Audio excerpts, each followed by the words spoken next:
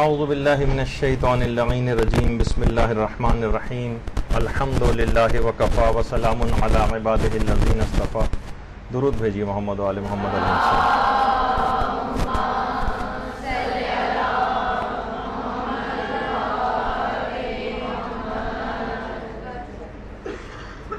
سب سے پہلے تو یہ حقیر اپنا تعارف کروا دے کہ میرا نام سید عابد حسین زیدی ہے اور مدرسے کی انتظامیہ کی طرف سے کچھ گزارشات کرنے کے لیے آپ کی خدمت میں اکثر و بیشتر حاضری دیا کروں گا. فقہی مسائل بھی ہمارا عنوان رہیں گے اور اخلاقیات کے بہت سے موضوع، کچھ عقائد کے موضوع بھی وقتاً فوقتاً انشاءاللہ آپ کی خدمت میں تمام باتیں آتی رہیں گی. تو آج اپنی گفتگو کا آغاز کرتے ہیں. جیسے کہ آپ نے شروع میں دیکھ لیا کہ آداب حصول علم دین یہ ہمارا عنوان ہوگا. تو اس کو شروع کرنے سے پہلے سب سے پہلے تو آپ لوگوں کو ہزار مبارکباد کہ بہرحال ایک ایسی راہ پہ آپ نے قدم رکھ دیا ہے ماشاءاللہ کہ آج سب سے زیادہ تکلیف اور اذیت شیطان کو پہنچی ہوگی. کیونکہ جس وقت آج آپ گھر سے باہر نکلی ہوں گی تو گھر کے دروازے پر موجود دو فرشتوں نے یہ اس وقت کہا ہوگا، لیکن کیونکہ ہمارے مادیات کے پردے چاک نہیں ہوئے ہیں اور روحانیت کی طرف اپنے قدموں کو ہم نے نہیں بڑھایا ہے تو ہم ان فرشتوں کی آواز نہیں سن سکتے. پیغمبر فرماتے ہیں، پیغمبر خدا ختمی مرتبت صلی اللہ علیہ وآلہ وسلم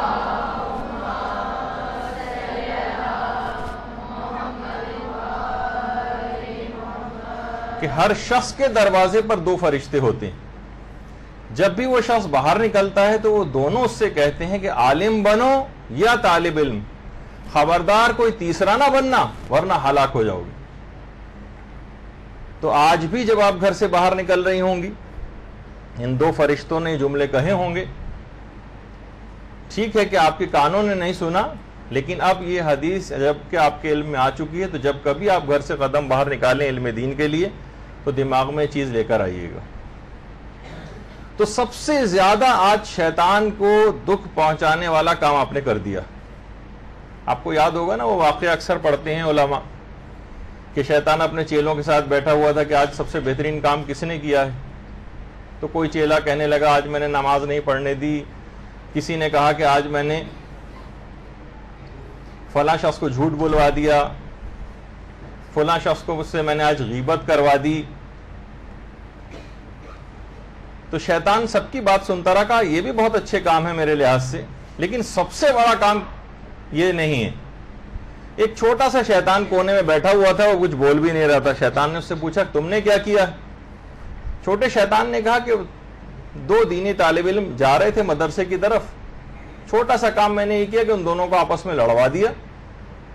نتیجتاً یہ کہ دونوں مدرسے جانے سے رہ گئے اور مدرسہ انہوں نے خیر آباد کہہ دیا. شیطان نے کہا سب سے بڑا کام تو اس چھوٹے شیطان نے کیا ہے، سب سے بڑا کام. یہی وجہ ہے کہ جیسے جیسے علم دین آپ حاصل کرتی جائیں گے، آگے بھی چل کر ہم اس بات کو لے کر آئیں گے کہ آپس کی جو لڑائیاں ہیں، چاہے وہ رشتہ داروں میں ہوں، چاہے آپ کی جو ساتھ میں پڑھنے والی کلاس فیلوز ہوں یا گھر میں رہنے والے افراد ہوں، جہاں کہیں بھی لڑائی اور جھگڑا ہوگا علم دین وہاں سے رخصت ہو جاتا ہے. علم دین رخصت ہو جاتا ہے. تو بہرحال یہ ایک دماغ میں بات رہے. یہی وجہ ہے کہ امام خمینی کے جو استاد تھے آیت اللہ جواد ملکی تبریزی، یہ امام خمینی کے عرفانیت کے استاد تھے. اور آپ میں سے جس کسی نے بھی اگر ایران زیارات پہ تشریف لے گئی ہوں تو وہاں معصومہ قم کے روضے سے متصل ایک چھوٹا سا قبرستان ہے جہاں پر شہداء کی قبریں بھی ہیں اور بڑے بڑے علماء کی قبریں بھی ہیں. وہیں پر آیت اللہ مرزا جواد ملکی تبریزی کی قبر بھی ہے، جو امام خمینی کے بھی استاد تھے. یہ کہتے ہیں کہ جس وقت ہم لوگ علم دین حاصل کر رہے تھے اور مسلسل حاصل کرتے جا رہے تھے، تو میں نے یہ دیکھا کہ جو روحانی اور معنوی سفر ہے ایک خاص منزل پر آ کر رک گیا ہے اور آگے نہیں بڑھ پا رہے ہم لوگ. جبکہ ہم سارے اعمال انجام دے رہے ہیں، سارے واجبات کو بجا لا رہے ہیں، سارے مستحبات کو جو ہے وہ ہم انجام دے رہے ہیں، تمام حرام کاموں اور مکروہات سے بھی اپنے آپ کو بچا رہے ہیں، پھر بھی ایک خاص حد سے زیادہ آگے نہیں جا پا رہے. ہم اپنے استاد کے پاس گئے اور کہنے لگے، میں نے جا کر اپنے استاد سے پوچھا کہ آغا یہ کیا معاملہ ہے، سارے کام کر رہے ہیں لیکن روحانی سفر جیسے رک سا گیا ہے، آگے نہیں بڑھ پا رہے. استاد نے کہا کہ تمہارے کسی رشتہ دار سے کسی سے کوئی لڑائی اور جھگڑا تو نہیں؟ انہوں نے کہا ہاں میرا ایک ہمدرس ہے، ہمارے خاندانی ایک جھگڑا چلا آ رہا ہے زمینوں کا، ہمارا تو اس سے واسطہ نہیں ہے، لیکن آپ کو پتا ہے کہ خاندان کے کچھ بزرگوں کا بھی اگر آپس میں کوئی لڑائی اور جھگڑا ہو تو ٹھیک ہے، اگرچہ ہم براہ راست وابستہ نہیں بھی ہوتے اس جھگڑے سے، لیکن تب بھی کچھ نہ کچھ متاثر ہوتے ہیں، دل میں ایک دوری تو ان افراد سے پیدا ہو جاتی ہے. تو کہنے لگے، استاد نے کہا کہ ٹھیک ہے، تم اپنے اس ہمدرس کو جانتے ہو؟ انہوں نے کہا جی ہاں، میرا کلاس فیلو ہی ہے وہ، ان سے ہمارے خاندانی کوئی زمینوں کا جھگڑا ہے. کہا کہ تم ایک کام کرو کہ جب بھی وہ تمہارا ہمدرس کبھی آئے تو تم جانے سے پہلے اس کے جوتے سیدھے کر کے رکھ دیا کرو، بس یہ کام کرنا. اس طالب علم نے آقا جو کہ اس وقت بچپنا تھا اور جوانی کا ابتدائی دور تھا جواد ملکی تبریزی کا، کہنے لگے میں گیا اور اپنے اس رشتہ دار کے جوتے سیدھے کر کے رکھ دیے. اس نے جب دیکھا کہ میں اس کے جوتے سیدھے کر رہا ہوں، دوڑ کر میرے پاس لپک کر آیا، مجھے گلے لگایا، ہم دونوں زارو قطار خوب روئے اور دل کی تمام رنجشیں دور ہو گئیں. اور اس کے بعد پھر جو میرا روحانی اور معنوی سفر ایک دم سے طے ہونا شروع ہوا ہے، تو یہاں تک کہ عرفانیت کے بہت بڑے مقام پر پہنچے آیت اللہ جواد ملکی تبریزی، یہاں تک کہ امام خمینی کی بھی استاد قرار پائے.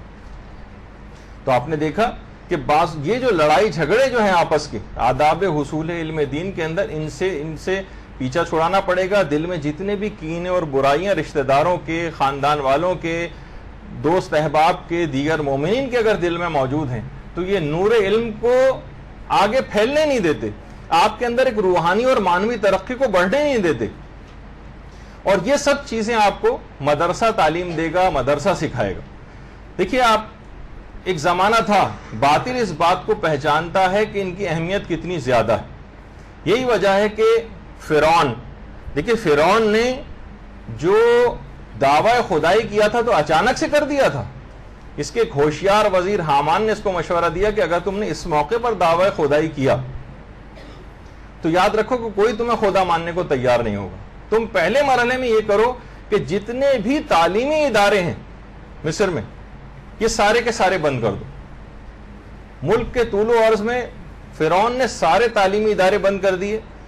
35-40 سال تک کا جب عرصہ ایسا گزر گیا، ایک پوری جاہل نسل تیار ہو گئی.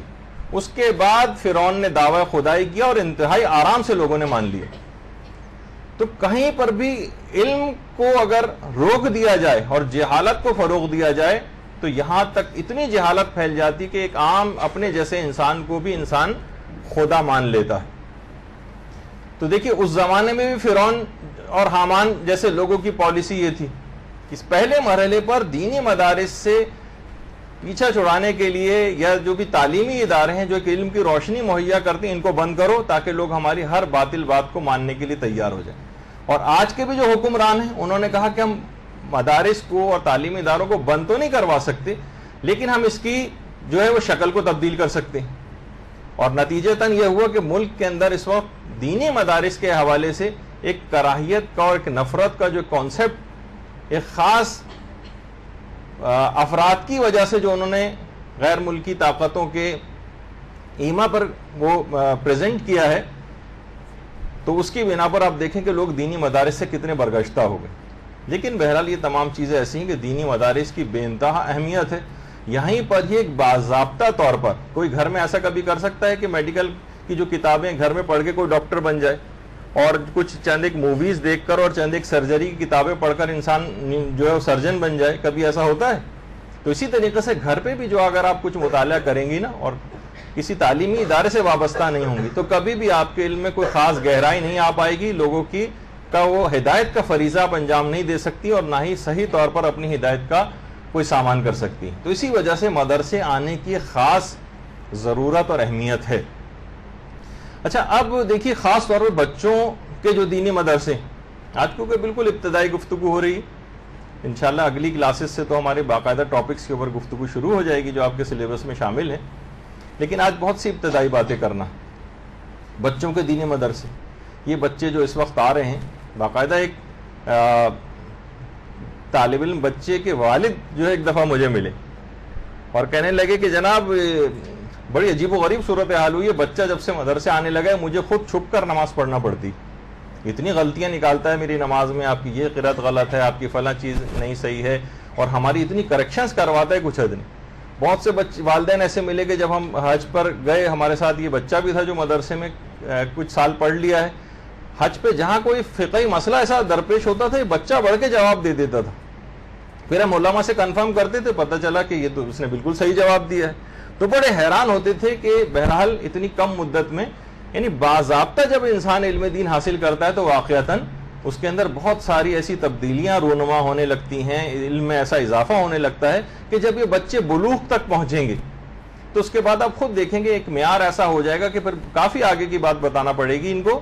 یعنی ہمارے ساتھ تو یہ مسئلہ یہ ہے کہ کتنے بزرگ افراد نظر آتے ہیں 80 90 سال کے مساجد کے اندر، جو کہ پوری نمازیں ساری زندگی کی باطل، کیونکہ وضو باطل ہوتا ہے، نمازیں باطل ہوتی ہیں، سارے غلط اعمال انجام دیے جا رہے ہوتے ہیں. جب آخری عمر میں پتہ چلتا ہے قبر میں پاؤں لٹکائے بیٹھے ہیں، اس وقت بہرحال اتنا زیادہ فائدہ نہیں ہوتا. رحمت پروردگار خیر ان کے شامل حال ہوگی، لیکن بہرحال جو ایک ساری زندگی کا افسوس ہوتا ہے کاش اس پیریڈ کو ہم صحیح طور پر صحیح گزار لیتے اور علم دین اس مقام پر حاصل کر لیتے جبکہ اس کا موقع تھا. آپ کے ساتھ بھی ہے کہ ماشاءاللہ آپ آ چکی ہیں علم دین کے لیے، آپ نے اقدام کر لیا ہے، کتنے شیطانی پھندوں سے آپ نے اپنا دامن بچاتے ہوئے اب یہاں پر تشریف لے آئی ہیں آپ. اب بہت ساری چیزوں میں شیطان آپ کے پیچھے لگ جائے گا جن خطرات سے ابھی میں آگے چل کر آگاہ کرنے والا ہوں. اور یہی وجہ ہے کہ بہرحال خواتین کے مدارس کی اپنی ایک الگ اہمیت ہے. چلیں اب تک آپ نے کسی مدرسے میں تعلیم حاصل نہیں کی تھی، لیکن جب بھی کبھی خیال اس نیکی کا آپ کے دماغ میں آیا اور ایک فرشتہ سا آپ کے دل پر گزر گیا اور آپ کو اس بات کی توفیق ملی کہ آپ نے ایک دینی مدرسے میں علم دین حاصل کرنے کے لیے اور تعلیمات محمد و آل محمد علیہ السلام حاصل کرنے کے لیے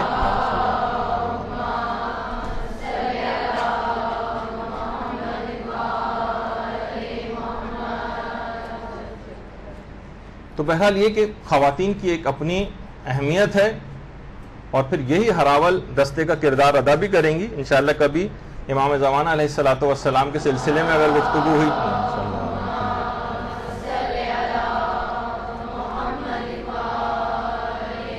تو اس وقت بھی ہم ذکر کریں گے کہ خواتین کیا کردار ادا کریں گی امام زمانہ کے ظہور کی راہ کو ہموار کرنے میں، اور اس کے بعد جب ظہور ہو جائے گا تو کیا خدمات انجام دے گی. یہاں تک کہ ان 313 کے اندر ہراول دستے کے اندر خواتین کی بھی ایک بڑی معقول تعداد ہوگی جو مختلف فرائض کو انجام دے گی، اور روایات میں ان کے نام بھی ذکر ہوئے ہیں جو کہ انشاءاللہ اگلی کلاسز میں بیان ہوتے رہیں گے. ہمارے پاکستان کے ایک بہت مشہور عالم دین ہیں شیخ محسن علی نجفی، اسلام آباد میں قیام پذیر ہیں، لیکن بے انتہا انہوں نے کام کیا ہے ہر فیلڈ میں. ہادی ٹی وی وغیرہ بھی شیخ محسن ہی چلاتے ہیں.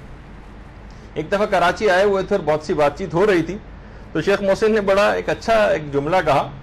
کہنے لگے کہ دیکھیے مردوں کے اوپر کام کرنے سے زیادہ فائدہ خواتین پہ کام کرنے کا ہے. خواتین پہ کام کرنے کا فائدہ بالکل نقد ہے، جبکہ مردوں پہ کام کرنے کا فائدہ ادھار ہے. مردوں میں تو یہ کہ جناب ابھی آئیں گے، پھر مدرسے میں ایڈمیشن لیں گے، پھر یہ ایران جائیں گے پڑھنے کے لیے، پڑھنے کے لیے، اور ایران سے جب واپس آئیں گے تو پھر ہم ان سے کہیں گے کہ آغا صاحب کچھ فرمائیے، پھر یہ بتکلف ممبر پہ جائیں گے اور کچھ فرمانا شروع کریں گے. یہ الفاظ ہیں شیخ محسن کے. کہنے لگے خواتین کی دو خامیاں ایسی ہیں جو دین کے لحاظ سے خوبیاں ہیں. پہلی تو چیز یہ کہ بولتی بہت ہے، یہ خامی ہے لیکن دین کے لحاظ سے خوبی. اور دوسری خامی یہ ہے کہ پیٹ کی بڑی ہلکی ہوتی لیکن دین کے اعتبار سے خوبی بن جاتی. یعنی آج پیغام دو اور کل پورے معاشرے کے اندر پھیل جاتا ہے. مردوں کے اندر ایسا نہیں. تو زیادہ بولنا اور پیٹ کا ہلکا ہونا دنیاوی لحاظ سے ایک خامی شمار ہوتی، دین کے لحاظ سے خوبی.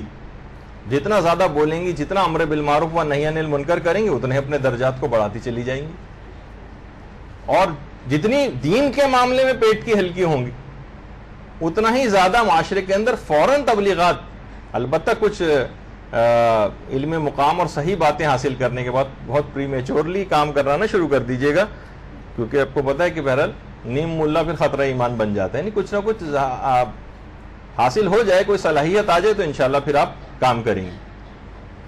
تو بہرحال اچھا, اب دیکھیے کچھ اس سلسلے میں اب جو ایک بہت بڑا خطرہ آپ لوگوں کو درپیش ہو گیا کہ شیطان کی پوری کوشش یہ ہوگی کہ کسی طریقے سے آپ کو یہاں آنے سے رکوا دے.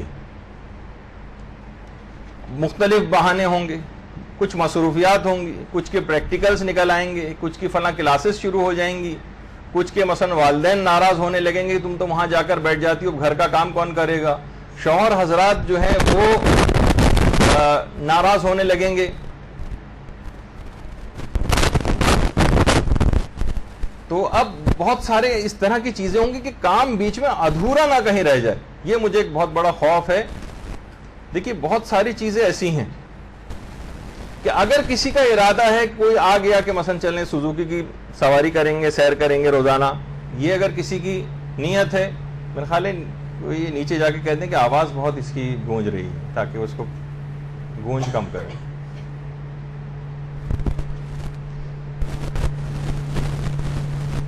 تو ایک میرا مشورہ ہے, جن کا ایسا کوئی ارادہ ہو کہ ہم بیچ میں چھوڑ دیں گے, چلیں ابھی تو آ گئے, سہیلی نے ایڈمیشن لیا تھا تو ہم نے بھی لے لیا, اور بعد میں کبھی کسی دنیاوی وجہ کی وجہ سے آپ نے علم دین کے سلسلے کو ترک کیا.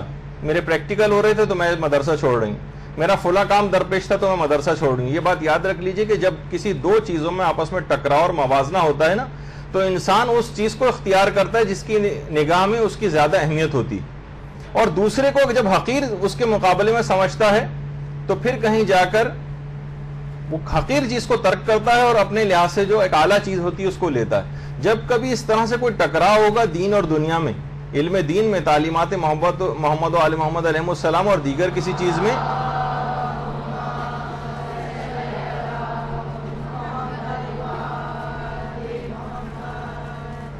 تو کیا ہوگا؟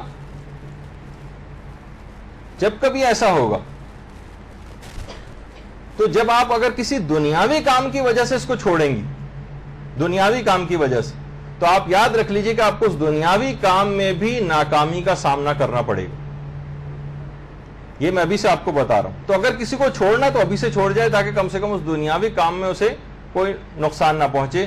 لیکن یہ علم دین کے ساتھ ایسا ہو جاتا ہے, کیونکہ ایسا آپس میں جب بھی کبھی تقابل ہوتا ہے, کسی ایک کا انتخاب کرنا ہوتا ہے, اور آپ نے علم دین چھوڑ کے کسی اور چیز کا انتخاب کیا, آپ اس کام میں بھی کبھی یہ بات یاد رکھ لیجئے کہ کامیاب نہیں ہو سکتی.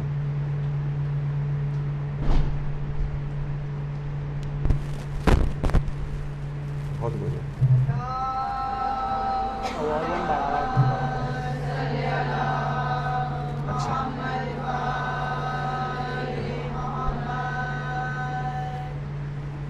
جب بھی کہا جاتا ہے جو خواتین والی بات آپ نے سنی کہ پیٹ کی بہت ہلکی ہوتی ہیں اور بولتی بہت ہیں, اسی وجہ سے بہت سے افراد نے کارٹون بھی ڈیزائن کیا کہ جناب ایک سیٹ بیلٹ اگر ایسی بنا دی جائے جو آپ کے سامنے ہے تو اس سے بھی بہت ایکسیڈنٹ کم ہو جاتے ہیں. خیر, اچھا اب ایک مسئلہ یہاں پر جیسے کہ ابھی میں کہہ رہا تھا, وہ حج کے سلسلے میں بھی بہت سارے لوگ حج واجب ہونے کے بعد بھی کیوں حج پہ نہیں جاتے؟ اس وجہ سے نہیں جاتے کہ ابھی میرا فلاں چیز ہے, ابھی مجھے مثلا بیٹی کی شادی کرنی ہے, ابھی میرے امتحانات ہو رہے ہیں, ابھی مثلا فلاں چیز ہے.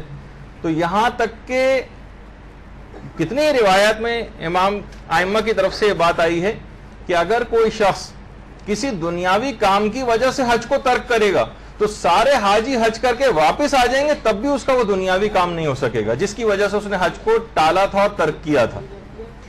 تو بہرحال یہ تمام چیزیں ایسی ہیں کہ جس کا آپ کو بہت زیادہ خیال رکھنا ہے. جس کو چھوڑنا ہے وہ بہتر ہے کہ ابھی سے چھوڑ جائے, ورنہ بہت سارے افراد ایسے بھی ہیں کہ جب ہم نے بہت پہلے آپ لوگوں سے, آج سے تقریباً 10-11 سال پہلے, سب سے پہلے یہاں پر لڑکوں کا مدرسہ شروع کیا تھا.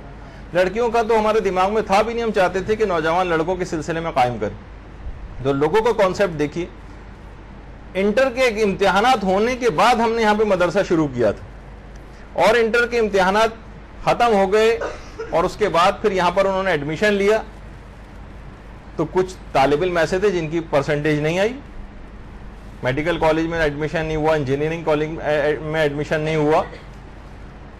تو کانسیپٹ سمجھیے کہ اس کا کیا ہے, لوگوں کے دماغ میں کیا تھا, بہت سی والدہوں کی طرف سے یہ ہمارے علم میں یہ جملہ آیا کہ نعوذ باللہ یہ مدرسے کی نحوست تھی جس کی وجہ سے اس کا جو ہے ایڈمیشن نہیں ہوا. حالانکہ وہ امتحانات اس پورے سال پہلے پڑھ چکے تھے, امتحانات بھی دے چکے تھے, ہمارے پاس تو ایڈمیشن لیے امتحانات دینے کے بعد, لیکن ان کے خیال میں اس کی نحوست اتنا پیچھے جا کے بھی اثر انداز ہوتی ہے. بہرحال تو یہ لوگوں کے دماغ میں اس کانسیپٹ کو تبدیل کرنا ہے. ٹھیک ہے جاؤ. تو یہ ایک ایسی بات ہے جس کا آپ کو بہت زیادہ خیال کرنا ہے, آپ کی بڑی عظمت ہے. جب بھی روایات میں آیا کہ جب طالب علم نکلتا ہے علم دین حاصل کرنے کے لیے تو ہوا میں جو اڑنے والے پرندے ہیں یہ بھی اس کے لیے استغفار کرتے ہیں. جب آپ آج نکلی ہوں گی تو تمام اڑنے والے, ہوا میں اڑنے والے پرندے انہوں نے آپ کے لیے استغفار کیا ہوگا.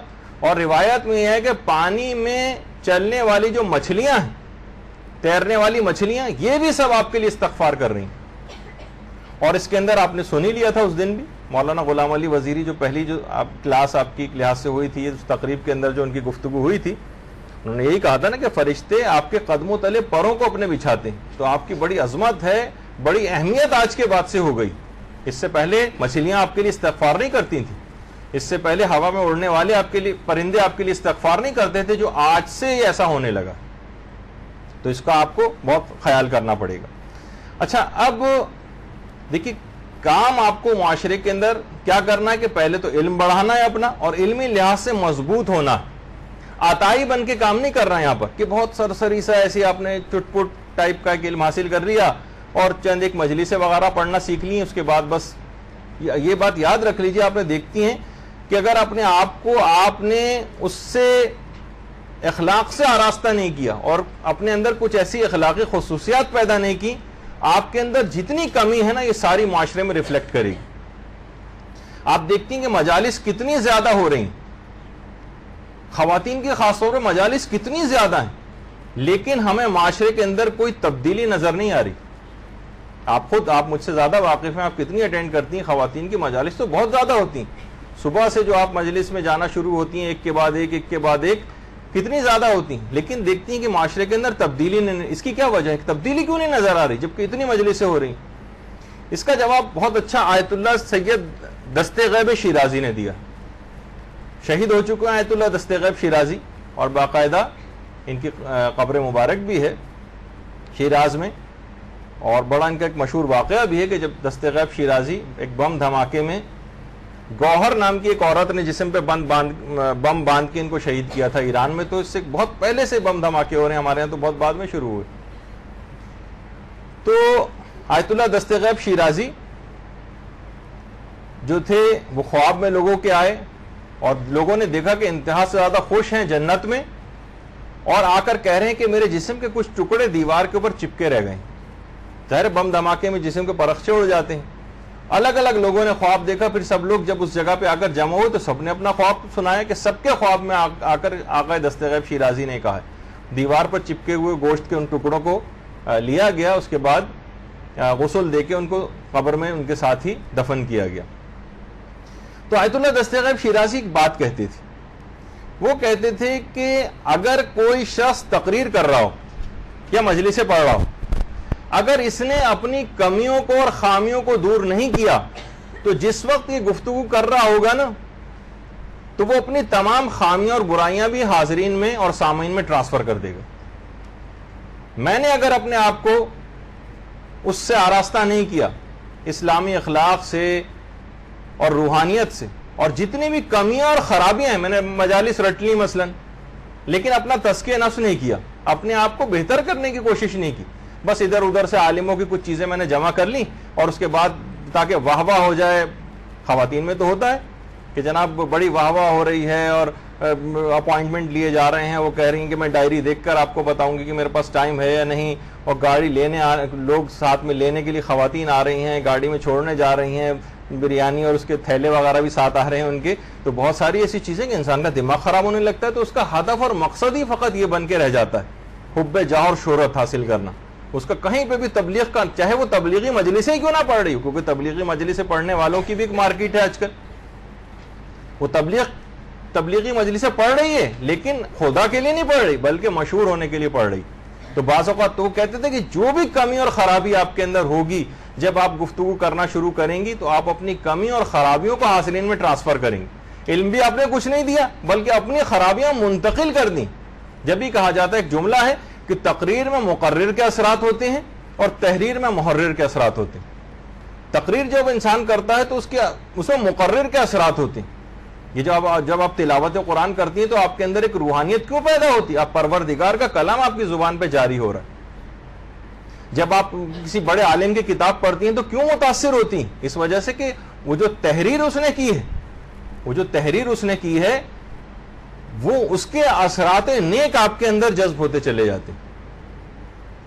اور اگر کوئی تقریر کر رہا ہے تو اس کے اثرات آپ کے اندر آتے چلے جاتے ہیں، جس کی وجہ سے آپ کے اندر ایک بہتری، یعنی اگر وہ بہتر شخص ہے، اس نے اپنا تزکیہ نفس کیا ہوا ہے، مخلص ہے، تو آپ کے اندر اخلاص اور اپنا تزکیہ نفس کو ٹرانسفر کرے گا، آپ کے اندر ایک تبدیلی رونما ہونے لگے گی. تو ہمیشہ یہ بات یاد رکھ لیجئے کہ تحریر میں محرر کے اثرات ہوتے ہیں، تقریر میں مقرر کے اثرات ہوتے ہیں. اچھا آپ دیکھیے، یعنی اگر آپ نے تزکیہ نفس نہیں کیا تو برائیاں بھی منتقل کریں گی، اور اگر تزکیہ نفس کر لیا تو پھر اچھائیاں منتقل کریں گی. اس کا مطلب یہ ہوا کہ جتنی بھی تقاریر ہو رہی ہیں معاشرے میں، ان میں سے اکثریت نے اپنا تزکیہ نفس نہیں کیا ہے. جب بھی معاشرے کے اندر کوئی تبدیلی نظر نہیں آ رہی بلکہ ہر دفعہ اگلی دفعہ سے زیادہ کچھ برائیاں نظر آنے لگتی. تو بہرحال یہ ان تمام چیزوں کا آپ کو خیال رکھنا پڑے گا. تو ایسی کتابیں پڑھیں، خاص طور پر جتنے بھی اخلاق خراب کرنے والے رسالے، میگزین، اس سے اپنا پیچھا چھوڑائیں. کیونکہ وہ فاسق و فاجر لکھنے والے، وہ جو اس قسم کے ڈائجسٹوں کے اندر الٹی سیدھی کہانیاں لکھتے ہیں جس کو آپ بہت شوق سے پڑھتی ہیں، 3 عورتیں 3 کہانیاں، جسے مرد خیر سب سے زیادہ شوق سے پڑھتے ہیں. لیکن یہ کہ اس طرح کی بہت ساری چیزیں، خرافات، جعلی چیزیں اس میں پڑھ کے کیوں اپنے وقت کو ضائع کرتی ہیں؟ کیونکہ ان کے اثرات بد آپ میں منتقل ہوں گے جو تحریر میں محرر کے اثرات ہوتے ہیں. تو بہرحال یہ جو ہمارا ممبر، یہ جو کرسی ذاکرات کے لیے رکھی جاتی ہے، اس کا ایک خاص فریضہ، ان کو علم دینا ہے معاشرے کے اندر. اچھا کتنی زیادہ مجلسیں آپ نے اب تک اٹینڈ کی؟ بے شمار، سینکڑوں، بہت سی خواتین نے ہزاروں مجلسیں اٹینڈ کی ہوں گی. اچھا آپ دیکھیے، میں آپ کے سامنے ایک تجزیہ رکھتا ہوں.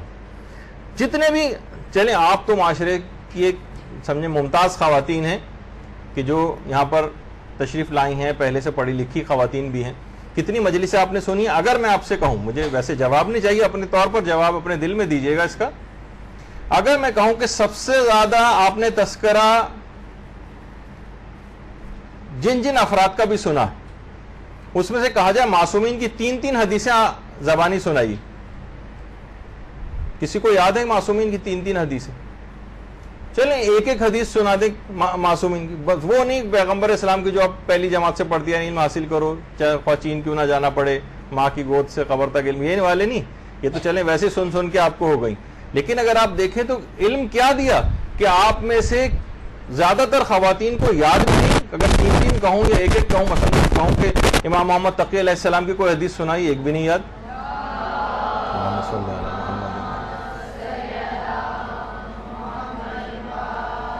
تو پھر کام کیا ہوا؟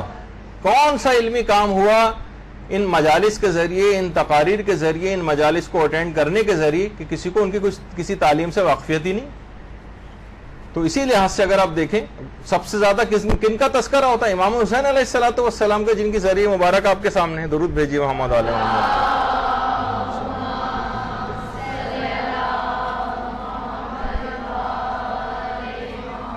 سب سے زیادہ ان کا تذکرہ ہوتا ہے. امام حسین کی کس کو کون سی حدیث یاد ہے؟ کم سے کم ہر ایک کے پاس اتنا علم تو ہونا چاہیے تھا کہ ہاں ہم نے سب سے زیادہ مجالس سنی. کتنی آپ ہم سے سن لیجئے. اچھا اس کے مقابلے میں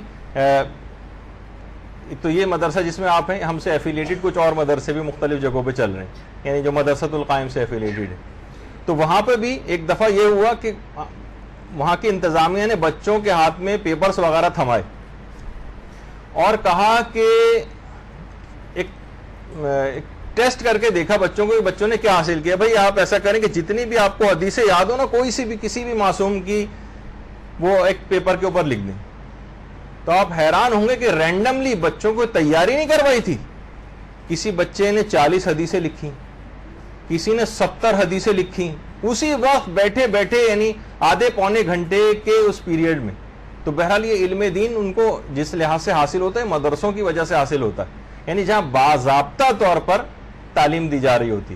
وہ بہت بڑا جو مسئلہ ہے نا، کہا جاتا ہے نا خانہ خالی از دیو میں گیرت، یعنی اگر گھر خالی ہو تو وہاں پر بھوت پریت بسیرا کر لیتے ہیں. تو کیونکہ ممبر ہمارے پڑھے لکھے افراد سے ذرا نسبتاً خالی ہوئے تو وہاں پر ایک لحاظ سے بھوت پریتوں نے بسیرا کر لیا.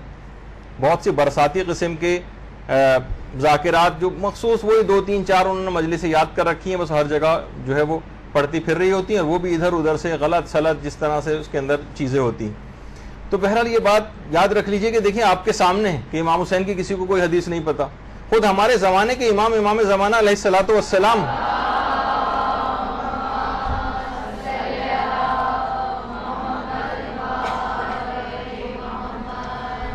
ہمارے زمانے کے امام ہیں. اگر کوئی کہا جائے کہ جناب 10 منٹ کو آپ کو اپنے زمانے کے امام پر کچھ گفتگو کرنی، کتنے خواتین ہوں گی جو 10 منٹ بول سکتی ہیں، 5 منٹ بول سکتی ہیں، 3 منٹ بول سکتی ہیں، 2 منٹ بول سکتی ہیں؟ آئے وہاں شائیں کرنے لگے کہ سمجھ میں نہیں آئے گا کہ بس یہ کہ ہاں امام زمانہ ہے، اور جب ان کا نام آتا ہے زیارت میں تو بس ہم گردنیں ہماری جھک جاتی ہیں اور تقریباً رکوع کی حد تک جھک جاتے ہیں اس میں، اور بس ایک سلام سا ان کو کرتے ہیں. باقی کچھ بھی نہیں پتا ان کے متعلق، نہ ان کی کوئی سیرت پتا ہے، نہ ان کے کردار کے متعلق کچھ پتا ہے، نہ جب ظہور کریں گے تو اس وقت ہماری ان کی غیبت میں ہماری کیا ذمہ داری ہیں یہ ہم کو پتا ہے، کچھ بھی نہیں پتا. تو یہ کون ذمہ دار ہے؟ خاص طور پہ آج آپ کی ذمہ داری میں مزید اضافہ ہو رہا ہے. یہ سب چیزیں آپ سن رہی ہیں، معاشرے کے اندر یہ تمام چیزیں آپ کو نظر آ رہی ہیں. تو یہ آپ کو بہتر بنانا پڑے گا، اس تمام سسٹم کو تبدیل کرنا پڑے گا. تو پھر آپ دیکھیں گے انشاءاللہ پھر امام کے ہر اول دستے میں شامل ہونے کے قابل ہو سکیں گے.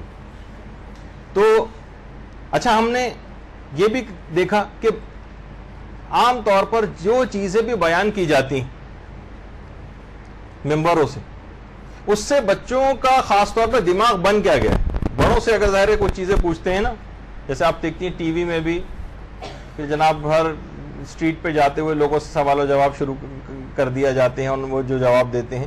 بچوں کے دماغ میں کیا کانسیپٹ ہے ائمہ معصومین علیہم السلام کا، یہ ہم نے ایک دفعہ ایک سروے کر کے دیکھا.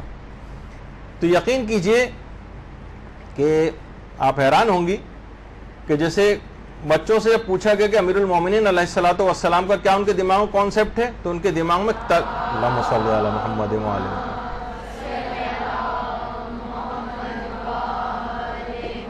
کہ ایسی علمی لحاظ سے اور عبادت کے لحاظ سے کیا شان ہے مولا کی، امیر المومنین کی. لیکن کیا ہے، ایک صرف پہلو کو اتنا زیادہ بڑھا دیا گیا کہ مولا کی فقط شجاعت کا اور صرف جنگوں کا تذکرہ کر کے، کہ بچوں کے دماغ میں مولا کی جو شخصیت کا ایک، اگر آپ کراس کوسچننگ ان سے کریں تو ان کے جس دماغ میں کانسیپٹ ہے وہ ایک جنگجو کا سا ہے، یعنی ایک لحاظ سے جو ہر وقت ہاتھ میں تلوار لیے جیسے جنگ پہ آمادہ رہتا ہو. تو بہرحال مولا کی اور جو چیزیں ان کی عبادت ہے کہ کبھی رات کو بستر پہ کبھی نظر نہیں آتے تھے، پوری رات کیسی عبادت کرتے تھے، لوگوں کے ساتھ ان کا اخلاق کیسا تھا، ان کے علم کے متعلق بہت ساری اس طرح کی چیزیں. بچوں کے دماغ میں وہ سب چیزیں نہیں ہیں. ان کے دماغ میں جو کانسیپٹ میں آپ کو بتا رہا ہوں وہ یہ ہے کہ جس طرح صرف ایک جنگ کے لیے کا آمادہ شخص رہتا. اچھا، اسی طریقے سے امام حسین کا بھی صرف وہ والا کردار جو کہ صرف ہمیں 10 دنوں کے اندر نظر آتا ہے واقعہ کربلا میں، صرف وہ ان کے دماغ میں.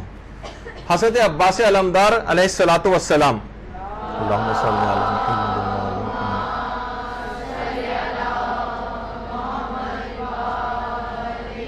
صرف ایک مخصوص ان کے بچوں کے دماغ میں ایک بات ہے، وہی ایک واریر والی، کہ بس جو کہ ہر وقت جوش اور غیظ و غضب کی حالت میں، ایک ایسا جوان جو ہر وقت اس حالت میں رہتا ہو. جبکہ حضرت عباس علمدار کے علم کے متعلق ائمہ کی احادیث ہے کہ انہیں علم اس طرح سے بھرایا گیا تھا معصومین کی طرف سے جس طریقے سے ایک پرندہ اپنے بچوں کو دانہ بھراتا ہے، اس طرح سے حضرت عباس جو ہے علم میں اتنے زیادہ یکتا تھے. لیکن یہ والا پہلو رہ گیا ان کا ایسے ہی. دیکھیے آپ حضرت عباس ہوں یا امیر المومنین علیہ الصلوۃ والسلام ہو، جب یہ جملہ بڑا مشہور ہے آیت اللہ شہید مرتضیٰ مطہری کا، انہیں وہ فرماتے ہیں کہ جو جنگی خود آپ نے امیر المومنین کی پیشانی پر پہنا دیا ہے نا ان کے سر پر، اس نے ان کی پیشانی پر لگے ہوئے سجدے کے نشان کو چھپا دیا. یہ جملہ ہے شہید مطاری کا، اگر آپ نے اس کو غور سے سنا. یہ جو جنگی خود اور ہیلمٹ آپ نے پہنا دیا نا ان کے سر پر، اس نے ان کی پیشانی پر لگے ہوئے سجدے کے نشان کو چھپا دیا. یعنی کوئی اور پہلو سے ان کا تذکرہ ہی نہیں ہونے پاتا. یعنی امیر المومنین کا کام فقط کا جنگیں کرتے رہنا تھا اور کچھ بھی نہیں تھا.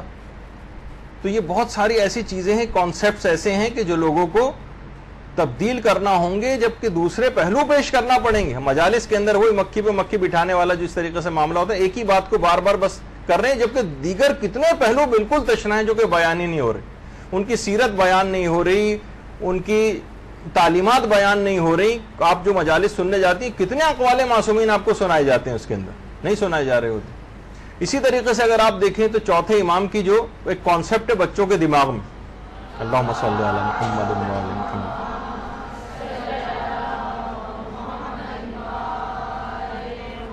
بچوں کے دماغ میں چوتھے امام کا کانسیپٹ ایک بیمار شخص کا ہے. یقین کیجئے کہ جو کہ بس بیماری میں ایک عصا ہاتھ میں لے کے گرتا پڑتا جا رہا ہو، جبکہ صرف اور صرف امام کی حفاظت منظور تھی، اور واقع کربلا میں فقط ان مخصوص دنوں میں امام بیمار رہے، اور اس کے بعد تقریباً 30 سال سے زائد عمر واقع کربلا کے بعد بھی چوتھے امام نے گزاری ہے، اور ایک بہترین انداز سے کارہائے سارے امامت جو ہے وہ انجام دیے ہیں. اور دماغوں میں کانسیپٹ کیا ہے؟ بیمار کربلا. ٹھیک ہے، وہ بیمار کربلا کے اس واقعے کے اندر بیمار تھے، لیکن اس کے بعد اگر ہم دیکھیں تو شاید تمام ائمہ میں سب سے زیادہ صحت مند ترین امام رہے ہوں، امام زمانہ علیہ الصلوۃ والسلام کے علاوہ. اللہم صلی علی محمد و علی محمد. اور یہ آپ کو جب کبھی انشاءاللہ امام زمانہ کے متعلق گفتگو ہوگی تو اس میں علماء اور عرفا بیان کرتے ہیں کہ امام زمانہ کے لیے ہم جو سلامتی کی دعائیں کرتے ہیں، اور آپ جو دعائیں سلامتی امام زمانہ کیوں پڑھتی ہیں، وہ تو خدا ہی ایک لحاظ سے حصار میں اور حفاظت میں ہے، اور خدا کی طرف سے وہ سب اپنی جگہ پر ہے.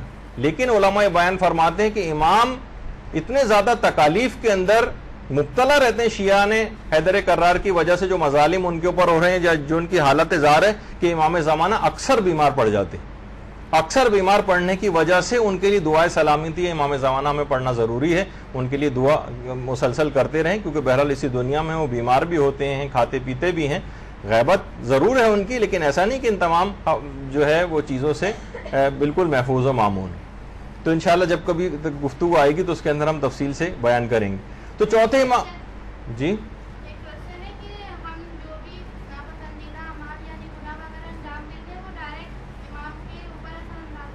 جی ہاں، سب اثر انداز ہوتے ہیں. ہم پہ جو مظالم ہوتے ہیں اس سے بھی امام متاثر ہوتے ہیں، لیکن انشاءاللہ وہ جب یہ تو بیچ میں ایسی ضمناً بات آ گئی تو اس وجہ سے میں نے آپ کو بیان کر دیا. ورنہ یہ کہ چوتھے امام کو دیکھیں، یعنی آپ سب سے زیادہ ایک لحاظ سے صحت مند ترین امام، لیکن بچوں کے دماغوں میں کانسیپٹ یہ ہو گیا.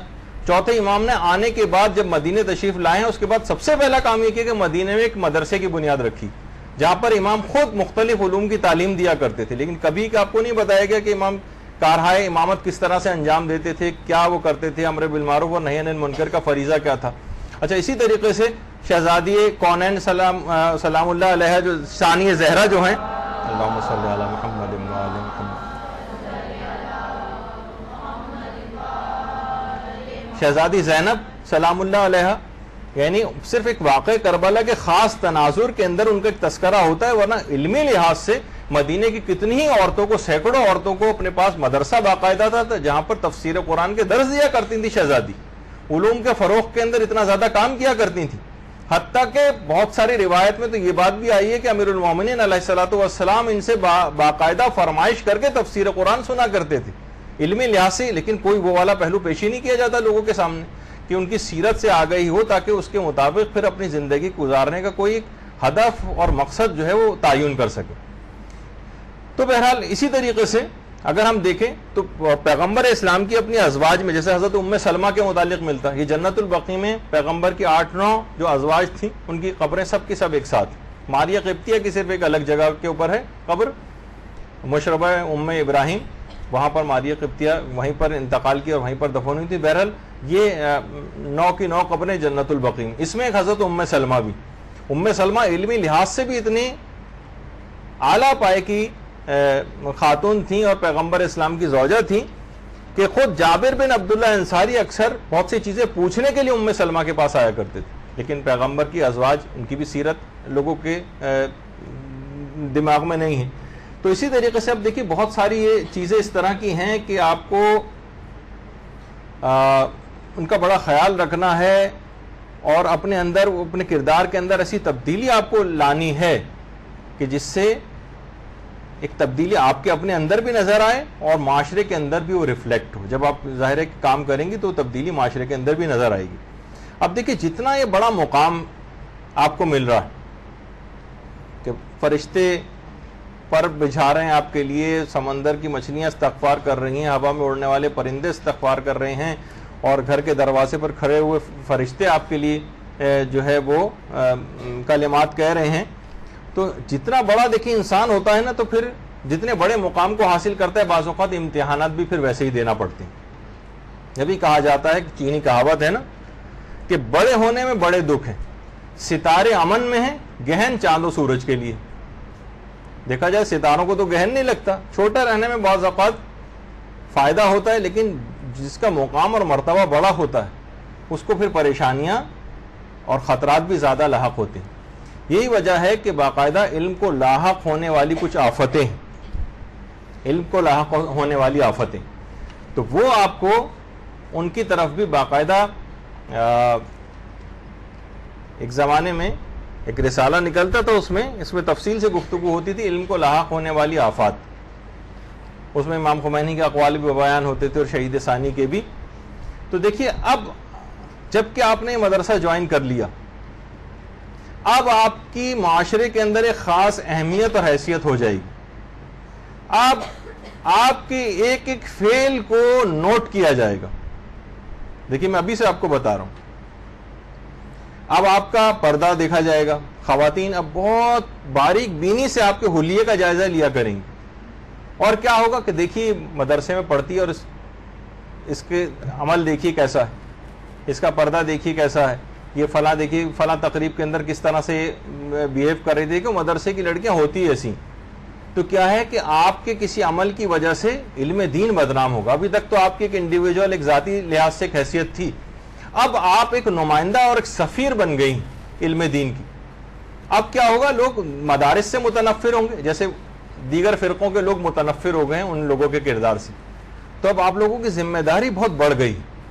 تو دیکھیے کیونکہ مقام بہت بڑا مل رہا ہے نا، تو ذمہ داریوں میں بھی اضافہ ہو رہا ہے. تو یہ خاص طور پر محفلوں میں چیزیں نوٹ کی جائیں گی آپ کی. اب آپ سے دوسرا مسئلہ یہ ہو رہا ہے، ہوگا آپ کے ساتھ، کہ لوگ اب آپ سے سوالات کرنے لگیں گے. اچھا تم مدرسے میں پڑھ رہی ہو نا، اب کیا بتائیں. جیسے میڈیکل کالج میں کوئی آتا ہے، فرسٹ ایئر میں بیچارہ پڑھ رہا ہوتا ہے، لوگ اس سے انجیکشن لگوانے پہنچ جاتے ہیں، سوچتے ہیں اب تو ڈاکٹر ہو گیا ہوگا. تو بہت ساری چیزیں ایسی ہیں کہ اب آپ سے بھی ایکسپیکٹیشن، اب آپ کو لوگوں کو تو نہیں پتا کہ ابتدائی طالب علم میں بھی علم حاصل کریں گے، اور ہر چیز کا ہر شخص کو پتا ہونا ضروری بھی نہیں، چاہے وہ 10 سال ہی کیوں نہ مدرسے میں پڑھ رہا ہو، کہ ہر چیز اس کو آ جائے. تو کتنی ہیں آپ میں سے ایسی جو آپ سے جب سوال پوچھا جائے گا تو آپ نہ کہہ سکیں گی، نہ، لا ادری، میں نہیں جانتی. دیکھیے ایک ایسا جملہ ہے جیسے کہ ایک طالب علم کے متعلق ملتا ہے جو ایک عالم کے بیٹے تھے، کہتے تھے میں ایک مکمل عالم دین ہوں، کیونکہ لا روایات میں آیا ہے کہ لا ادری کہنا نصف علم ہے. آدھا علم یہ ہے کہ انسان لا ادری کہتے نہیں، مجھے نہیں پتا، میں پوچھ کے آپ کو بتاؤں گی. اپنی طرف سے اندازے سے کوئی جواب نہیں دینا آپ نے، یا آپ کو اپنی عزت کے اوپر کوئی بہت ایسا حرف آتا ہوا محسوس ہو رہا ہوگا، شیطان آپ کو بڑا بھڑکائے گا. اس نے 1 سوال پوچھا، 2 سوال پوچھا، 3 سوال پوچھا. خاص طور پر مرد حضرات بہت سے ترم خان ایسے خاندانوں میں ہوتے ہیں جو اچھا مدرسے میں جانے لگے، اب آپ سے نا مختلف سوال کرنے لگیں گے، آپ کو زج کرنے کی کوشش کریں گے، آپ کو نیچا دکھانے کی کوشش کریں گے. آپ ان سے کہتے ہیں میں آپ کو پوچھ کے بتا دوں گی، کتاب کو آپ ریفر کر دوں گے آپ کو. تو کتنی ہیں آپ میں سے جو نہ کہہ سکیں گے کہ مجھے نہیں آتا. شیطان بہکائے گا کہ نہیں، اندازے سے جواب دے دو کسی بھی طرح سے. یہ دوسرا بڑا خطرہ ہوگا آپ کے ساتھ. دیکھیے ایک روایت میں ملتا ہے کہ امام کے ایک صحابی کو حج پر جانا تھا، لیکن حج پر امام نے دیکھا کہ ایام حج ہیں اور وہ مدینے میں موجود ہیں، یا حج کے ایام کے درمیان امام نے پوچھا کہ تم کو تو مکے میں ہونا چاہیے تھا کہ تم یہاں پہ کیسے نظر آ رہے ہو؟ انہوں نے کہا کہ میں نے آپ کے فلاں صحابی سے ایک فقہی مسئلہ پوچھا تھا, میں نے جو مسئلہ بیان کیا تو اس میں انہوں نے جواب دیا کہ تم پر تو حج ساقط ہے, حج واجب ہی نہیں, تو میں حج پہ نہیں گیا. امام نے اپنے اس صحابی کو بلایا اور کہا کہ تم نے غلط مسئلہ بتا کے اس کو حج پہ جانے سے کیوں روک دیا؟ اچھا وہ بھی مخلص ایک لحاظ سے صحابی تھے, بہرحال انہوں نے کس طرح سے مسئلہ بیان کیا, انہوں نے جواب جو ہے وہ اس مسئلے کے تحت جواب دے دیا کہ تم پر حج ساقط ہے, لیکن مسئلہ غلط بتایا تھا. پھر بھی امام نے کہا کہ تم نے اس کو غلط مسئلہ بتا کر جو حج پہ جانے سے روکا ہے, اس کی پاداش یہ ہے کہ اب تم 1 سال تک بیمار رہو گے, 1 سال تک بیمار. پھر وہ جو صحابی تھے وہ خود فرماتے ہیں کہ میں 1 سال تک اس غلط مسئلہ بتانے کی وجہ سے بیمار رہا اور اس کے بعد کہیں جا کے پھر میں صحت یاب ہوا. تو کتنی ہی مصیبتیں, تکالیف, پریشانیاں, خاندانی پریشانیاں. ضروری تو نہیں کہ ہمیشہ انسان بیماری رہے, نہیں, کسی ایسی پریشانی میں مبتلا کر دیا جائے گا کہ تم نے کیسے کہا. مثلا ایک چیز کوئی آپ سے پوچھنے آیا خمس کا مسئلہ, آپ نے اس میں مہارت حاصل کی نہیں, اپنی طرف سے ایسے اندازے سے جواب دے دیا. اس شخص نے جو ہے وہ مثلا خمس نکال دیا یا خمس نہیں نکالا, تو اب کیا ہے, اب اس کے بعد جب آپ نے غلط مسئلہ بتایا, جب آپ غلط مسئلہ کسی کو بتاتی ہیں نا تو کوئی پوچھنے آئے کہ یہ چیز واجب ہے, آپ نے کہا جی ہاں واجب ہے. دوسرے الفاظ میں آپ یہ کہہ رہی ہوتی ہیں کہ حکم خدا یہ ہے, یعنی آپ خدا کی طرف ایک جھوٹی بات کی نسبت دیتی, تہمت لگاتی. تہمت تو خیر نہیں کہا جائے گا, یعنی جھوٹی بات کی نسبت خدا کی طرف کو آپ دیتی کہ خدا نے کہا ہے, جھوٹ میں شمار ہوتا ہے. آپ کو جب یقین نہیں تھا, آپ کو صحیح معلومات نہیں تھی, تو آپ نے کیسے کہہ دیا کہ مسئلہ ایسا ہے؟ تو یہ ایک مسئلہ آپ کے ساتھ ایک بہت بڑا خطرہ کھڑا ہونے والا ہے کہ جب آپ سے ابھی چند مہینے گزریں گے, 1 آدھ سال گزرے گا, معاشرے کے اندر ذرا آپ کچھ بولنے لگیں گے, ظاہر ہے جو چیزیں آپ سیکھیں گے آپ معاشرے کے اندر جا کر بتائیں گے, گھر والوں کو بتائیں گے, اب سوالات اٹھیں گے تو جن کے جواب آپ کو نہیں پتا, اگر آپ نے ان کے بھی جوابات دینے کی کوشش کی تو امیر المومنین فرماتے ہیں کہ من ترک قول لا ادری اصیبت مقاتلہ, جس کے زبان پر کبھی یہ جملہ نہ آئے کہ میں نہیں جانتا, وہ ہمیشہ ٹھوکر کھانے والی جگہ پہ ٹھوکر کھا کے رہے گا, مصیبتوں میں گرفتار رہے گا. پریشانیاں جو آگا آپ کہیں گے کہ میں نمازیں بھی پڑھ رہی ہوں, روزے بھی رکھ رہی ہوں, مدرسے میں بھی جا رہی ہوں, پھر بھی بعض اوقات پریشانیاں مجھے لاحق ہو رہی, تو آپ کو احتیاط سے کام لینا ہے. شیطان آپ کو بہکائے گا کہ تمہاری عزت پہ بڑا حرف آ رہا ہے کہ تم مدرسے میں پڑھ رہی ہو, تمہیں یہ چیز نہیں پتا, اپنی طرف سے ایسی ٹیڑھا میڑھا جیسا چاہو جواب دے دو, اور آپ اندازے سے یا کامن سینس لگا کے جواب دیں گے. یہ بات یاد رکھ لیجئے کہ سب سے زیادہ جو ان کامن چیز ہے لوگوں میں وہ کامن سینس ہے. Common sense is very in common. تو بہرحال تو ایک بات یہ ہو گئی. تو ایک تو خطرہ یہ ہے ہر بات میں چھلانگ لگانے کا اور ہر بات کا جواب دینے کی کوشش کرنے کا, یہ ایک بہت بڑا مسئلہ آپ کے ساتھ ہوگا. دوسرا ایک مسئلہ ریاکاری کا پیدا ہو جائے گا. جو بھی دیندار افراد ہوتے ہیں جب علم دین میں آگے بڑھتے ہیں نا, تو ان کے ساتھ ایک ریاکاری کا مسئلہ پیدا ہونے لگتا. اب جناب بڑا انسان اپنے رکھ رکھاؤ کا مظاہرہ کرتا ہے اور بڑا گردن جھکا کے چل رہا ہے اور بڑا تقوی و پرہیزگاری میں گویا ڈوبا ہوا نظر آنے کی کوشش, یہ بعض اوقات چیزیں پیدا ہونے لگتی ہیں. ابھی آپ دیکھیں گی کہ نئی نئی چیزیں آپ خود حیران ہوں گے کہ ارے یہ تو اس سے پہلے نہیں تھی. لیکن مسئلہ یہ یوں ہو رہا ہے کہ جیسے کوئی پریزیڈنٹ آف پاکستان بن جائے, اب کتنی سیکیورٹی ہونے لگتی ہے, کتنی چیزیں چیک ہونے لگتی ہیں, اس کی کتنی مصیبتوں کا شکار ہو جاتا ہے. وہ ہمیں تو لگ رہا ہوتا ہے کہ بہت بڑا عہدہ اس کو مل گیا, کتنا خوش و خرم ہوگا, راتوں کو بیچارہ 3 دفعہ اٹھ کے ہو سکتا ہے اپنے کمرے تبدیل کرتا پھر رہا ہو. یعنی جس کی جتنا بڑا مقام ہوتا ہے اتنے خطرات بھی بڑھ جاتے ہیں. تو جنت میں کیونکہ اعلیٰ مقام چاہیے آپ کو اور ائمہ کا جوار چاہیے, پڑوس چاہیے, تو اس کے لیے کچھ خطرات ہیں. لیکن کیونکہ ہمیں پہلے سے خطرے سے آگاہی کر دی گئی ہے, تو انسان اگر اپنے آپ کو پہلے سے بچا کے رکھے ان چیزوں سے, تو وہ انشاءاللہ پھر سعادت ابدی اس کو حاصل ہوگی. تو ریاکاری سے اپنے آپ کو ہر صورت میں بچانا ہے کہ یہ شیطان آپ کے اندر پیدا کرے گا. تفصیل آگے چل کر آئے گی کہ ریاکاری سے کیسے بچائیں, اگلی کلاسز میں یہ چیز ہوگی. غرور پیدا ہونے لگے گا. ابھی معلومات چند ایک ہوئیں اور جناب اب تو ہر شخص آپ کو جاہل لگنے لگے گا. عورتیں آپ کو, آپ کہیں گے کہ دیکھیے فلاں جو ہے کیسے غلط نمازیں پڑھ رہی ہے, فلاں دیکھیے اس کا عورت کا وضو کتنا غلط ہے, ارے دیکھیے اس کو تو نجاست و طہارت کا کچھ پتہ نہیں. اب خود بخود کہ میرا علم بڑھ گیا ہے نا, آپ کا ابھی تک تو آپ بھی اسی لیول پہ کچھ عرصے پہلے تک تھی, لیکن اب شیطان آپ کو غرور و تکبر کے اندر مبتلا کرے گا, ان کو آپ کی نگاہ میں حقیر کرے گا. جبکہ اس سے پیچھا کیسے چھڑائیں, انشاءاللہ مدرسے کی طرف سے تو ایک کتاب بھی ہے باقاعدہ تکبر سے پیچھا چھڑانے کے طریقوں پر, وہ آپ نیچے سے جا کر لے بھی سکتی ہیں. تو یہ ایک چیز جو ہے آپ کے اندر پیدا شیطان کرے گا, اس کا ابھی سے خیال رکھنا ہے. آپ حسد پیدا کرنے لگے گا. آپ ظاہر ہے کہ اب ایگزامس ہوں گے آپ کے, مجالس خواتین اچھا پڑھنے لگتی ہیں تو ایک دوسرے سے کمپٹیشن کرنے لگتی ہیں, میں اسے اپنے نوٹس کیوں دوں, یہ بھی ایسے پڑھنے لگے گی جا کر, اس کی بھی واہ واہ ہو جائے گی مثلا. نہیں, تو یہ سب چیزیں کیا ہیں, حسد, یہ اس میں شیطان آپ کو مبتلا کرے گا. کسی کی تعریف آپ کو اچھی نہیں لگے گی. اب یہاں بہت سی لڑکیاں ماشاءاللہ کچھ عرصے بعد آپ دیکھیں گی ان کی قرات بہت اچھی ہو گئی ہے, کچھ لڑکیاں مجلسیں بڑی اچھی پڑھنے لگی ہیں, کچھ جو ہے ٹیچر بڑی اچھی ہو گئی ہیں, کچھ جو ہیں خواتین مثلا باہر بھی جانے لگی ہیں مجالس پڑھنے کے لیے, عرب کنٹریز اور فلاں فلاں. آج کل تو یہ بھی ایک بڑا اسٹیٹس کو ہو گیا نا کہ وہ بچہ باہر جاتی ہیں مجلس پڑھنے کے لیے, اور کتنی خواتین جو ہیں وہ اس طرح سے ان چیزوں کے اندر مبتلا ہو جاتی ہیں.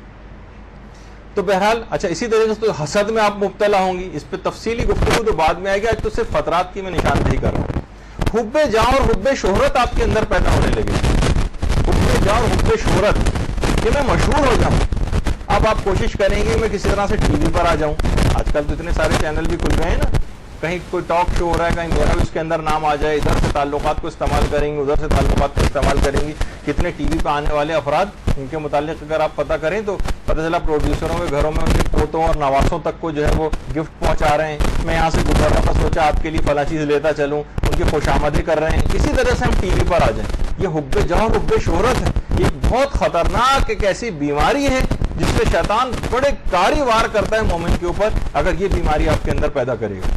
حب جاہ اور حب شہرت, مجھے شہرت حاصل ہو جائے, لوگوں کے دل و دماغ پر میرا ایک اثر ہو جائے, لوگ مجھے جو ہے وہ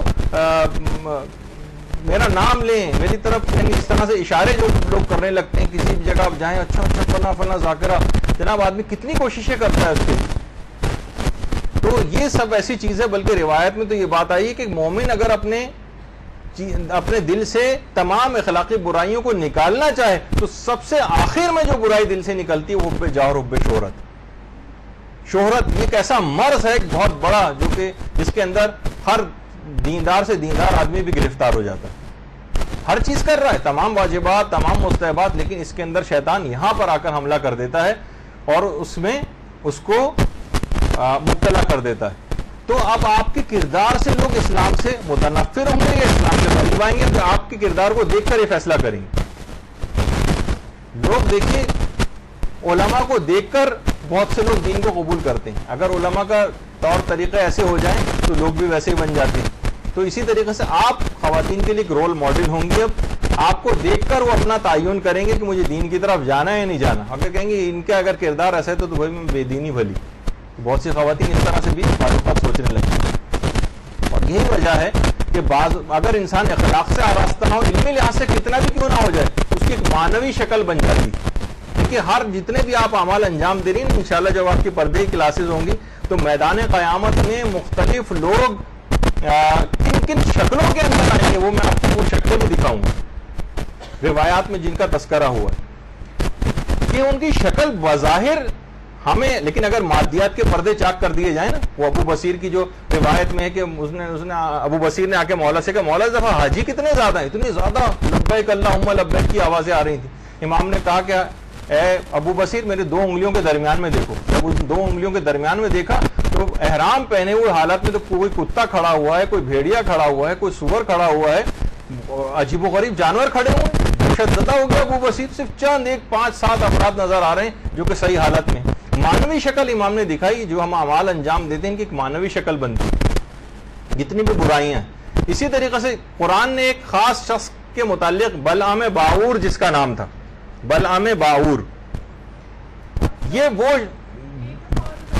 جی بلعام بے لام عین میم بلعام اور بے الف عین واو باعور, یہ وہ شخص ہے جس نے پوری دنیا کے اندر سب سے پہلے توحید کے اوپر جو کتاب لکھی تھی وہ بلعام باعور تھا. بہت بڑا بنی اسرائیل کا عالم. خیر اس کا ایک تفصیلی واقعہ کہ کس طرح سے, یعنی اتنا زیادہ اتنا علم رکھنے کے باوجود بھی کیونکہ اخلاقیات سے اپنے آپ کو آراستہ نہیں کیا, اپنا تزکیہ نفس نہیں کیا, قرآن نے اس کو کتا کہا ہے. کتا, قرآن میں باقاعدہ لفظ اس کے لیے کتا آیا ہے. تو باقاعدہ علماء نے بہت سے جن کی جو تزکیہ نفس اپنا کر دیتے ہیں تو بعض اوقات بہت سے حجابات ان سے برطرف ہو جاتے ہیں. کہنے ایک دفعہ ایک عالم جو کہ بڑے مانوی مقامات کے حامل تھے, کہنے لگے کہ ایک دفعہ میں کسی جگہ درس دے کے گیا تو اکثر ایسا ہوتا ہے کہ اس طرح لوگ نا آگے پیچھے پھرنے لگتے ہیں. ظاہر ہے آپ نے درس دیا, آپ نے مجلس پڑھی, لوگ آ رہے ہیں آپ سے سوال جواب کر رہے ہیں, بڑا عزت آپ کو مل رہی ہے, انسان کا دماغ عرش معلیٰ پہ پہنچ جاتا ہے. اور بعض اوقات یہ بھی ہوتا ہے نا کہ جناب ابھی مدرسے میں ایڈمیشن لیا اور اس کے بعد ایک دم سے اتنے بڑے مقام کی خواہش کرنا انسان شروع کر دیتا ہے. جس طریقے سے وہ عربی کا محاورہ ہے کہ جولاہا 2 رکعت نماز پڑھ کر منتظر وہی ہو جاتا ہے. 2 رکعت نماز پڑھی, ادھر ادھر دیکھنے لگتا ہے کیا پتہ نہیں کیا بات ہے, ابھی تک جبریل امین کیوں وہی لے کر مجھ پہ نازل نہیں ہوئے. تو بعض اوقات اس طرح سے تو وہ خود فرماتے ہیں کہ جب میرا لوگوں نے اتنی تعریف کی اور ایک جگہ میں کھانے پر گیا تو اطراف میں چاروں طرف میرے لوگ ہی لوگ جمع تھے اور بڑا میری تعریف کر رہے تھے. میرے دل میں بھی خوشی کا سا ایک احساس پیدا ہوا کہ میرا علم اب اتنا بڑھ گیا ہے کہ لوگ میری اتنی تعریف کر رہے ہیں. میں نے کمرے میں کونے میں دیکھا بلعم باعور کی روح کتے کی شکل میں میری طرف مسکرا کر دیکھ رہی. یعنی معنویات حجابات اگر چاک ہو جائیں تو بہت ساری ایسی چیزیں نظر آنے لگتی ہیں. جیسے خود اس موقع پر کہ جہاں پہ بھی علوم آل محمد کا تذکرہ ہوتا ہے وہاں پر وہ جگہ فرشتوں سے ایسی کھچا کچ بھر جاتی ہے کہ وہاں پر تل دھرنے کی جگہ نہیں ہوتی. اس موقع پر جہاں پہ ہم یہ تعلیمات بیان کر رہے ہیں اور اتنا ان کا تذکرہ آل محمد کا آ رہا ہے, فرشتوں سے جگہ بھری ہوئی ہوگی, لیکن کیونکہ ہمارے یہاں مادیات کے پردے ہمارے چاک نہیں, ہم ان کو دیکھ نہیں پا رہے, لیکن ملائکہ آسمانی اس وقت یہاں پر موجود ہوں گے حقیقتاً. یعنی اس میں کوئی مبالغہ آرائی والی بات نہیں.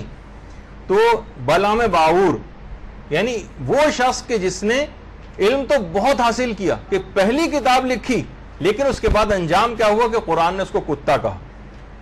تو علم حاصل کرنا فقط کافی نہیں ہے جب تک کہ اس کے ساتھ تزکیہ نفس جو ہے وہ نہ کیا جائے. تو بہت لوگ ہماری تعریف کریں گے, آپ کی بہت تعریف کریں گے, او ہو واہ واہ آپ کی بہت ہوگی, اس کے کسی کے چکر میں نہیں آئیے گا. واہ.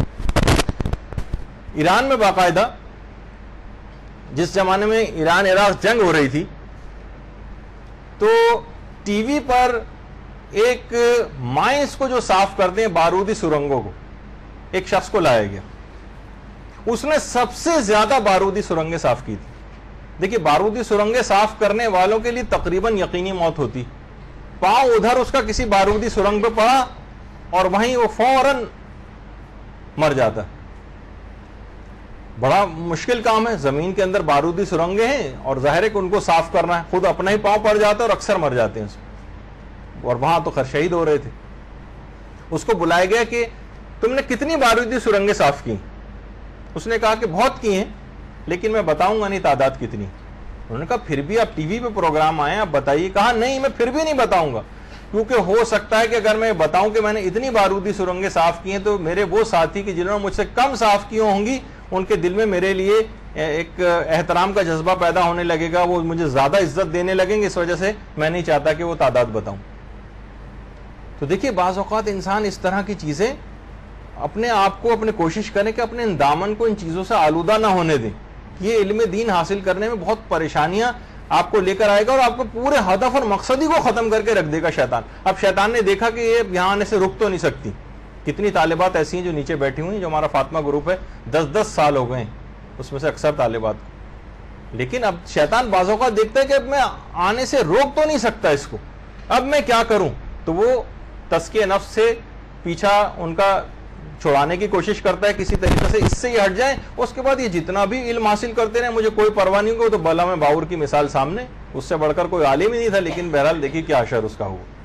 اسی طریقے سے آیت اللہ محمد حسین طباطبائی, جن کی تفسیر المیزان ہے بہت مشہور اور بہت ہی صاحب کرامات اور انتہا سے زیادہ ایک بلند کردار کے اور علمی لحاظ سے انتہائی بلند مقام کے حامل تھے آیت اللہ سید محمد حسین طباطبائی. اور کرامتیں بھی جو ان کے متعلق مشہور ہیں, حتیٰ کہ بہت سے لوگ تو یہ بھی ان کے متعلق کہتے ہیں کہ یہ اپنے جسم سے اپنی روح کو نکالنے پر بھی قادر تھے. روح کو جسم سے باہر نکالتے تھے پھر اندر. یعنی بہت سی ایسی کرامتوں کا ظہور بھی بہرحال ہونے لگتا ہے, بعض افراد کہتے ہیں اس طرح سے. تو اکثر اتنا علمی مقام حاصل کرنے کے باوجود بھی کہ کہیں یہ ایسی چیز میرے اندر پیدا نہ ہونے لگے. اکثر لوگ ان سے طالب علم آ کے کہتے تھے کہ آغا آپ نماز پڑھائیں, تو طالب علموں سے کہتے تھے, طالب علموں کو آگے کرتے تھے اپنے, نہیں تم نماز پڑھو میں تمہارے پیچھے نماز پڑھوں گا. یہاں تک کہ کہتے ہیں کہ ابھی ہم ان کے گھر جاتے تھے بہت سے طالب علم, اور ہم انتظار کرتے تھے کہ آغا جب آئیں گے تو ان کی امامت میں جو ہے ہم نماز پڑھیں گے, ہمیشہ دیر سے آتے تھے, یہاں تک کہ کوئی طالب علم آگے کھڑا ہو جاتا تو پھر محمد حسین طباطبائی نکل کے آتے تھے اور پیچھے کھڑے ہو کے نماز پڑھتے تھے. یعنی کہیں ایسا نہ ہو کہ کوئی ایسا طریقہ کار کہ شیطان مجھ پہ حملہ آور ہو جائے, کیونکہ جب نماز کے لیے جب انسان آگے کھڑا ہوتا ہے نا تو اس کے دماغ میں ایک چیز آ تو سکتی ہے ایسی. اس طریقے سے کہا جاتا ہے اویس قرنی. اویس قرنی پیغمبر اسلام کے جو صحابی, اللہم صلی علی محمد وعلی محمد وعجل فرجہ, یہ اویس قرنی کی قبر مبارک ہے. اویس قرنی نے اپنی پوری زندگی میں فقط ایک دفعہ نماز جماعت پڑھائی, ایک دفعہ بس. جنگ صفین میں مولا امیر المومنین کے ساتھ ہی لڑتے ہوئے شہید ہوئے ہیں, تو ایک دفعہ نماز پڑھائی. جب ایک نماز پڑھا کے فارغ ہو تو کہنے لگے کہ میرے دماغ میں تو یہ خیال آنے لگا کہ میں ان تمام لوگوں سے افضل ہوں, جبھی تو مجھے آگے کھڑا کیا ہے. میں اپنی عاقبت کو لوگوں کی وجہ سے خراب نہیں کر سکتا. بس ایک نماز جماعت پڑھائی, اس کے بعد کہ یہ واہبہ جو ہے لوگوں کی یا آگے کھڑا ہونا کہ جناب میں تو بہت قابل ہو گیا ہوں. مثلا میں آپ سے خطاب کروں, میں اپنے تئیں بہت سمجھنے لگوں اپنے آپ کو کہ اتنی ساری خواتین سامنے بیٹھی ہیں 200-250, تو میں ان کے مقابلے بہت عالم فاضل ہو گیا ہوں. اگر دماغ میں خیال آئے تو شیطان کا مدعا اور مقصد پورا ہو گیا. اب یہ بدترین علم میرے لیے بن جائے گا جو بھی میں آپ کے سامنے پیش کروں گا. پھر شیطان کو کوئی پرواہ نہیں ہوگی. بلے باور کی مثال سامنے دماغ میں اس کتے والی شکل کو ہمیشہ رکھیے گا کہ یہ والی ہماری مانوی شکل نہ بن جائے. تو اسی طریقے سے یہ جو علامہ محمد حسین طباطبائی کہ جب انہوں نے تفسیر المیزان لکھی تھی, جو عالم اسلام کی بہترین تفسیروں میں سے ایک ہے تفسیر المیزان, تو ان کے بھائی سید محمد حسین طباطبائی کے ایک بھائی دوسرے ملک میں تھے, ان کو پتہ بھی نہیں تھا کہ انہوں نے ایک تفسیر المیزان مکمل کر لی. انہوں نے ایک دفعہ ایک خط ان کو بھجوایا, آیت اللہ طباطبائی کو خط بھجوایا اور کہا کہ کیا آپ نے کوئی تفسیر قرآن لکھی ہے؟ انہوں نے اپنے بھائی کو جواب میں خط لکھا کہ ہاں میں نے تفسیر قرآن لکھی ہے. تو بھائی کا پھر خط ایک اور آیا دوبارہ ان کے پاس, کہا کہ والد مرحوم کی روح میرے خواب میں آئی تھی اور آ کر کہا کہ محمد حسین سے کہو, یعنی محمد حسین طباطبائی سے, کہ اس نے جو تفسیر قرآن لکھی ہے اس کا ثواب مجھے ہدیہ نہیں کیا. بھائی کو اچھا جو تفسیر کا نام جو المیزان تھا یہ بھی بھائی کو پتہ نہیں تھا, دوسرے ملک میں تھے. خواب میں آ کر تو بعد میں بڑے شرمندہ اور بھائی کو خط لکھا کہ اصل میں اس جیسی تفسیر یعنی کتنی نابغہ روزگار تفسیر کہ اس کے عالم اسلام کی یعنی فرسٹ 10 تفاسیر کا اگر انتخاب کریں تو اس میں تفسیر المیزان آئے گی, ان پورے 14 سال کی تفاسیر جو بھی لکھی گئی. کہا کہ اصل میں نے اپنے والد کو اس وجہ سے ثواب ہدیہ نہیں کیا تھا کہ میں اپنے اس عمل کو کچھ سمجھتا ہی نہیں تھا. میں کیا پیش کروں اس عمل کو, یعنی کوئی ایسا خاص کام میں نے نہیں کیا کہ والد کو ایک ہدیہ پیش کروں اس کے لیے. والد خود بھی عالم دین تھے ان کے.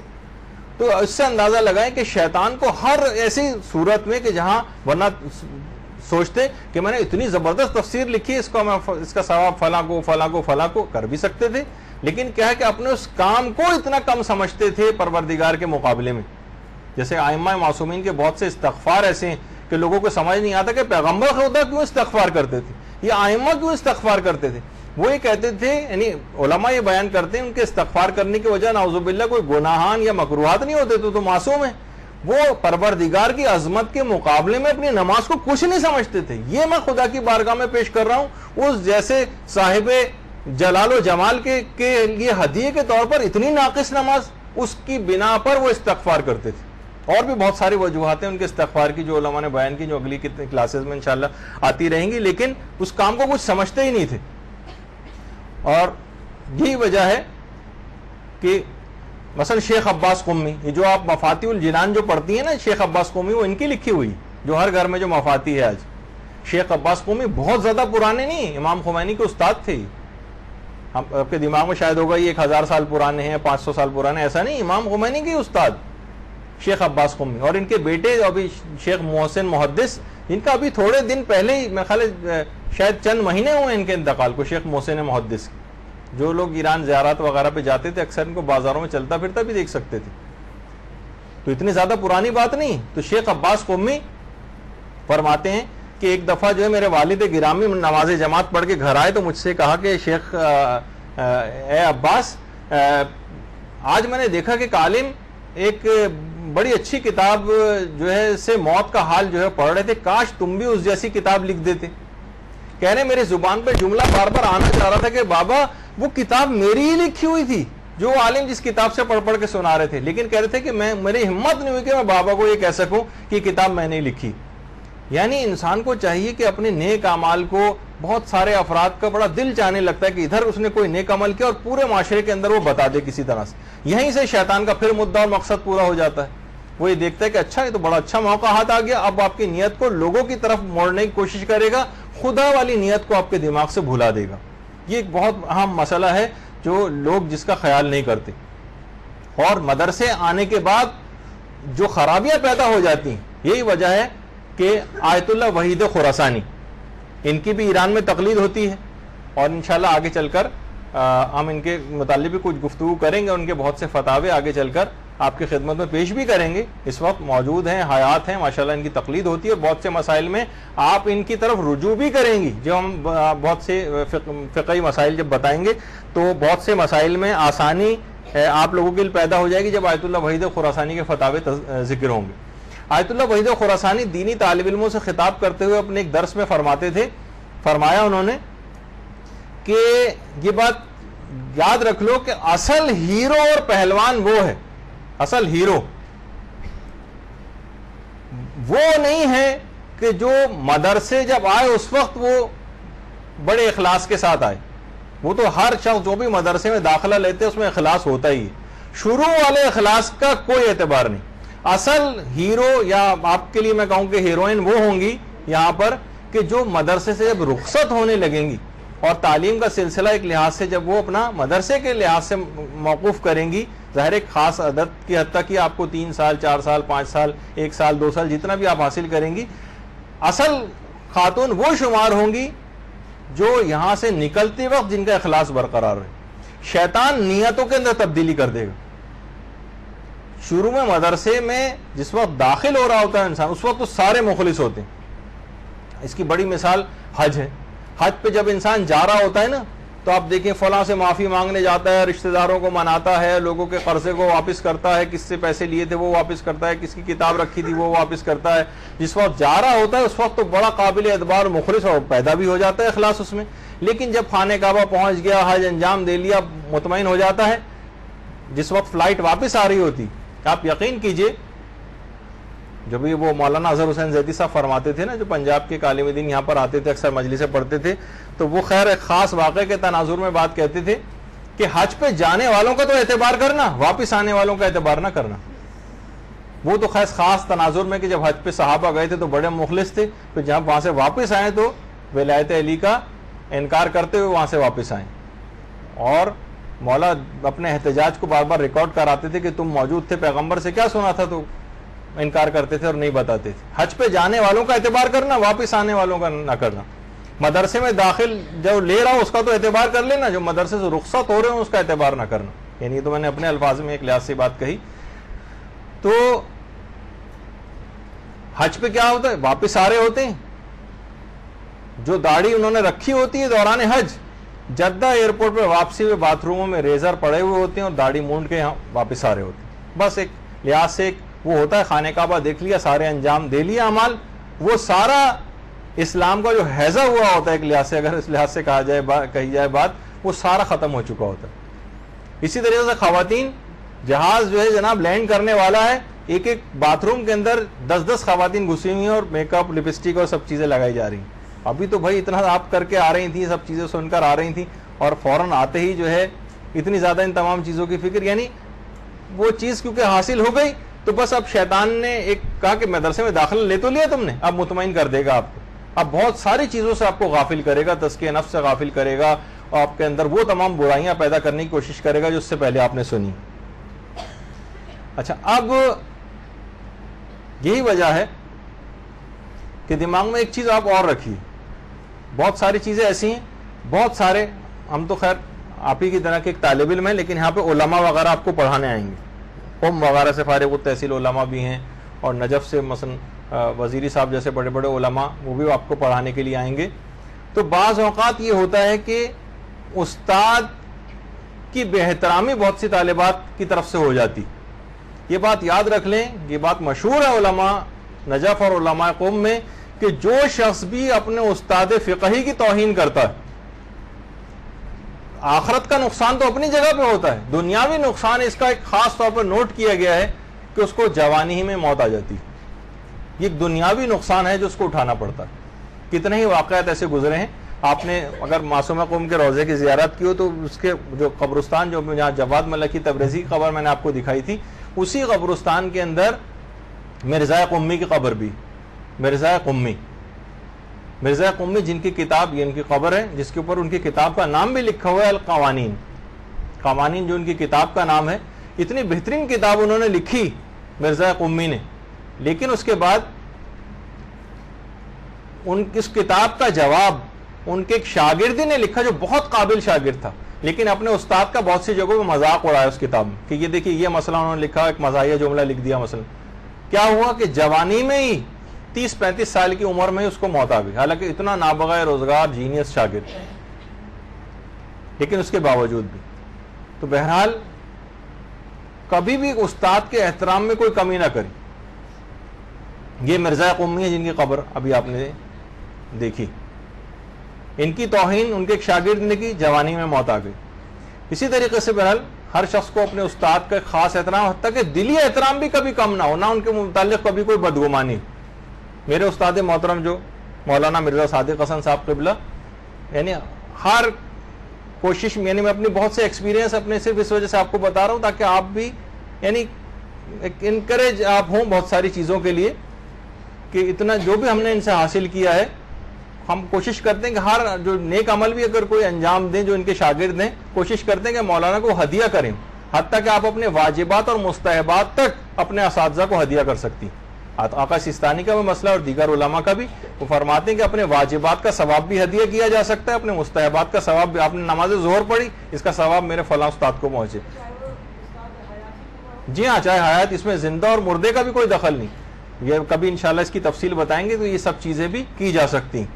تو آج مجھے اور بھی بہت سارے مسئلے بیان کرنی تھیں چیزیں، لیکن صرف 2 منٹ جی جی جی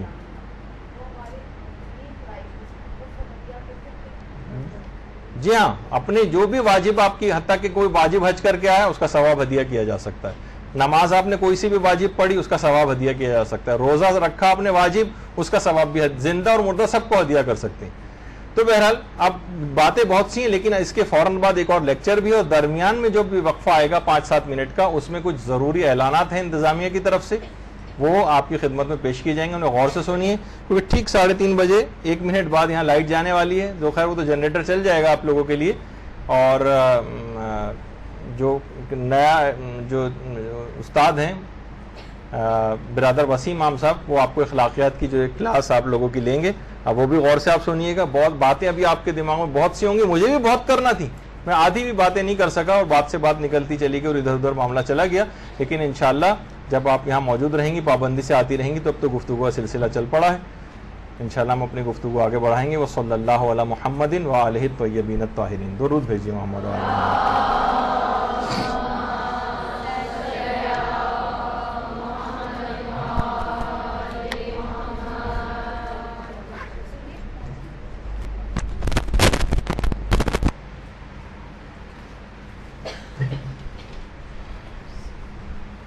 آپ میں سے جن کے بھی سوالات ہوں، ایک پرچے پہ لکھ کے کوئی بھی ایک مانیٹر کلاس میں آپ بنا لیں، ان کو دے دیا کریں۔